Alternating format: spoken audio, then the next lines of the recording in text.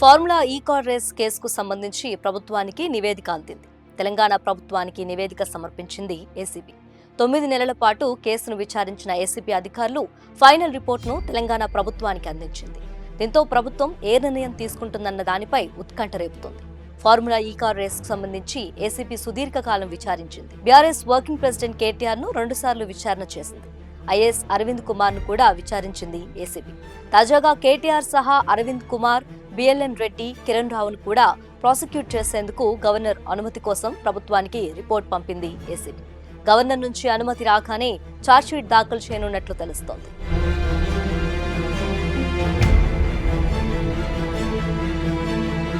Hyderabad formula ఈ race నిర్వహణలో quid pro కో కోణం ఉన్నట్లు అవినీతి నిరోధక శాఖ తనను 9 నెలల దర్యాప్తులో గుర్తించింది. ఈ వ్యవహారంలో హెచ్ఎండీఏకు 75.88 కోట్ల నష్టం వాటిల్లగా ఫార్ములా ఈ ఆపరేషన్స్ అనే సంస్థ 46 కోట్లు లబ్ధి పొందినట్లు ఏసీబీ అంచనా వేసింది.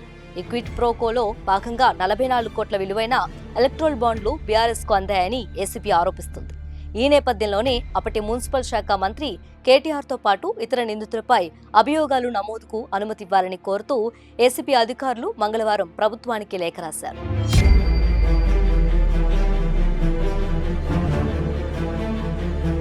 యూకే చట్టాల ప్రకారం నమోదైన ఫార్ములా ఈ ఆపరేషన్ సంస్థ హైదరాబాద్లో 9, 12 సీజన్ల ఫార్ములా ఈ రేసులను నిర్వహించడానికి నిర్ణయించింది. ఈ మేరకు 2022 అక్టోబర్ 25న ఎస్నెక్స్ట్ జెన్ ప్రైవేట్ లిమిటెడ్ పురపాలక పరిపాలన, పట్టణాభివృద్ధి శాఖ మధ్య త్రైపాక్షిక ఒప్పందం కుదిరింది. ఒప్పందం ప్రకారం రేస్ నిర్వహణ ఖర్చును స్పాన్సర్ భరించాలి. రేస్కు అనుగుణంగా ట్రాక్ను హెచ్ఎండీఏ ఏర్పాటు చేయాలి.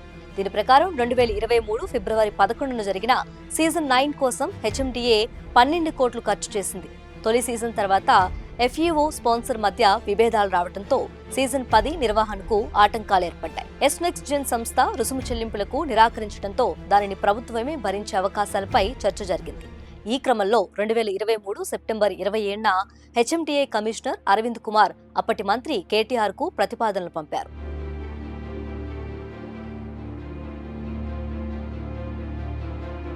ఎస్నెక్స్ట్ జెన్ కు బదులుగా హెచ్ఎండీఏను ప్రమోటర్, హోస్ట్ సీట్ వ్యవహరించాలనే ప్రతిపాదనను కేటీఆర్ ఆమోదించినట్లు ఏసీబీ తెలిపింది.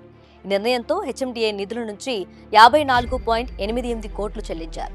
అయితే 10 కోట్ల కంటే ఎక్కువ చెల్లింపులకు ఆర్థిక శాఖ అనుమతి తప్పనిసరి అయినప్పటికీ ఈ నిబంధనను పాటించలేదని ఏసీబీ ఆరోపించింది.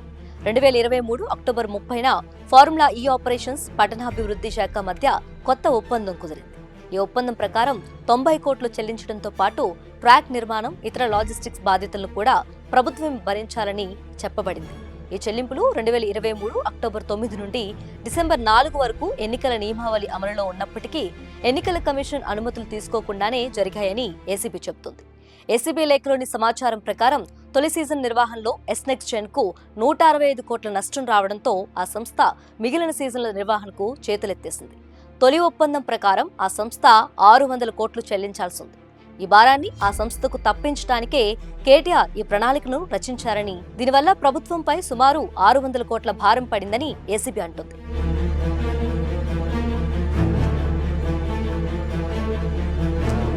ఈ కేసులో ఏసీబీ ఇప్పటికే కేటీఆర్ ను A1 గా, అరవింద్ కుమార్ ను A2 గా, హెచ్ఎండీఏ చీఫ్ ఇంజనీర్ బిఎల్ఎన్ రెడ్డిని A3 గా పేర్కొంది. దర్యాప్తులో international sports consultant Govada Kiran Malleswararao, ఎఫ్ఈఓలను కూడా నిందితులుగా చేర్చారు. ఏసీబీ నివేదిక ఆధారంగా ప్రభుత్వం విజిలెన్స్ కమిషన్ కు సిఫార్సు చేస్తోంది. కమిషన్ సూచనల అనంతరం కేటీఆర్ ను ప్రాసిక్యూట్ చేయడానికి గవర్నర్ అనుమతి కోరుతూ నివేదిక పంపనుంది. మిగిలిన నిందితుల విషయంలో ప్రభుత్వమే నిర్ణయం తీసుకోనుంది.